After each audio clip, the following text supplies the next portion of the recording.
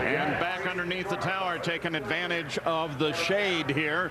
The next pair that's ready to come out there. By the way, reporting a little oil coming off of Brandon Bernstein, but that doesn't have an adverse effect on him.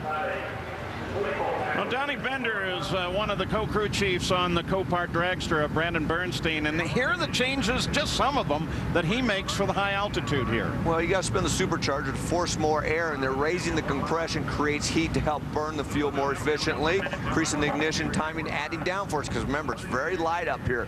They increase the nitro percentage. Remember, you're allowed to run up to 90%, but not all the teams do. They run 87% at sea level. They've increased it to right to 90%. Add the nose wave, because sometimes the RPM doesn't come up as quick. The clutch grabs a little bit sooner and wants to lift the front end up. Just some of the things that these teams do up here.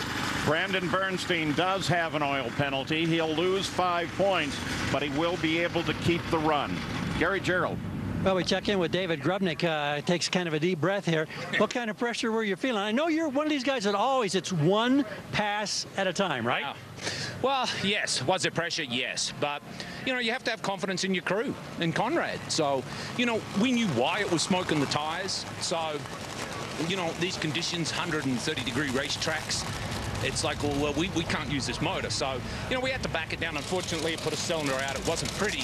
But the immediate goal, qualify the car, you know, so, and we did. So, you know, for everybody at Coletta Air, you know, Technicoat, Mac Tools, Ultimate Batteries, everyone that supports us, thank you very much. Start fresh tomorrow. Oh, yeah.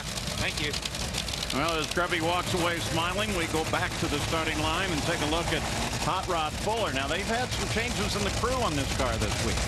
Well, Mike Guger's taken over as a crew chief. Remember, they split it with Rob Flynn. Rob moved over to Bob Vandergrish because this is a team car with Bob. Now, when we were in Chicago, this car looked very good. We picked it as the one to watch on race day.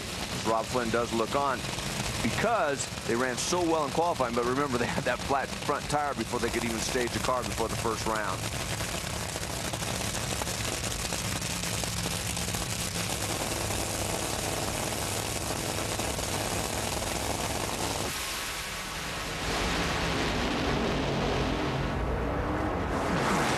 Fuller, 409, 428 for Chrisman. Chrisman's going to move up one spot with that.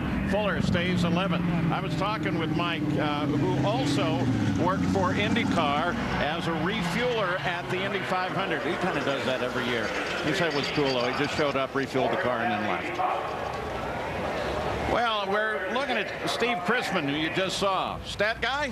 Well, check this out in the pits. He's surrounded by the United States Army and the 7-time champion Tony Schumacher. That's his little white trailer with the awning up on top. And to the left is the Yas Marina circuit car and the country of Abu Dhabi. Steve feels kind of left out a little bit, doesn't he? I wish I had a big, giant trailer. Yeah, but at least he's here.